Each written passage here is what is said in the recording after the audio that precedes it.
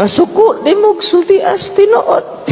Because truth hurts, but it doesn't harm. Amen?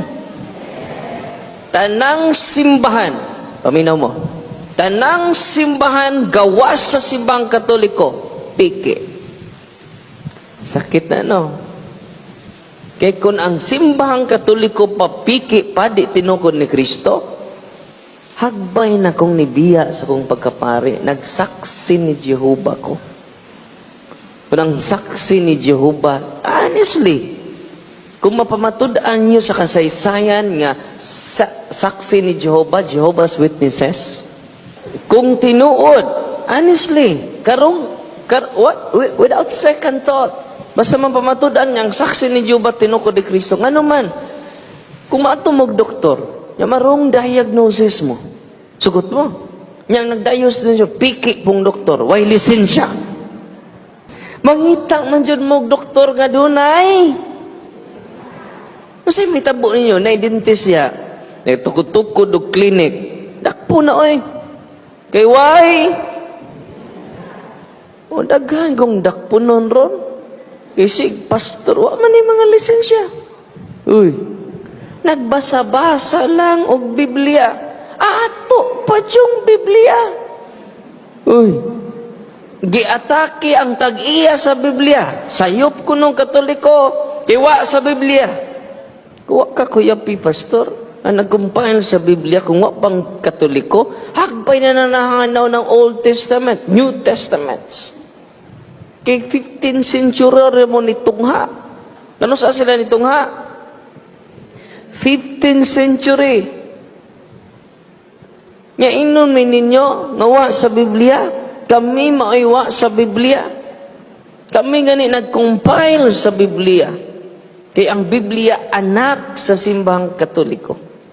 Unsang Biblia? Unsang Katoliko? Inahan. Manang Santa Iglesia. The Mother Church. O kining Biblia anak sa Katoliko.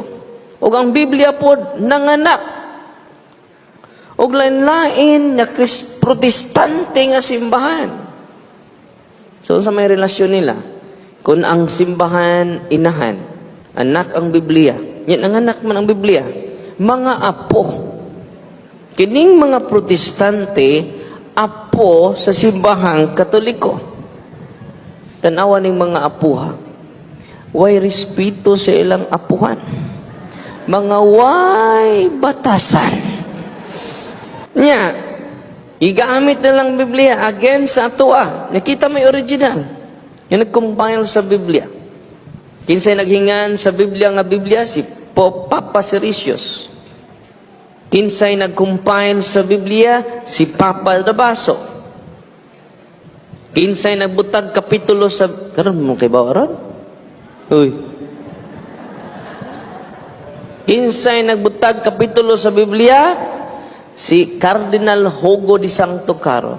Kinsay nabutag chapter sa Biblia, si Father Dominic Sanctis Pagninos. Pare! Sila nadugang sa Biblia, bisag period. Kinsay nagdeclare sa Biblia nga pulong sa Ginoo, ang tanang konsilyo sa simbahang Katoliko. 3rd century until Council of Trent. Grabe, no? Ito papakat ng simbahan, be. Di ba katawanan? Nga kining nagpaputo, copy rag Biblia, pasiroks ba? Sila na no'y sakto.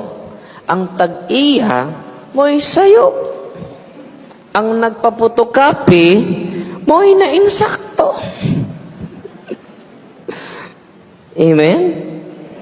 Unang, dili nato biyaan ang inahan nato nga simbahan. Kaya hapit na ba ko bubiyain eh? Yan naman. Kita lagi Katoliko, pitok-pitok retong mata. Sangyawan tag mga pastor, bitaw no? Tinoo dili. Yan nung mamunyag mong bata, ang Katoliko, pitok-pitok mata. Bitaw no? Nga anong doon na may mga Diyos, nga gibawal naman na sa Biblia, Exodo 21:5. Bisan pag abogado ka, bisan pag engineer ka niya, wag man kay tuon sa Katoliko. Sa may tubag, pitok-pitok ka mata. Bitaw no? Pagsunod adlaw, nibitaw Diyos pagkakatoliko. Yan naman, ang tubag, bitaw no. Una nga, paabilin kita. Sa isahin nga nagpaubos kita, andam kita magpasakop sa simbahan nga gitukod ni Kristo.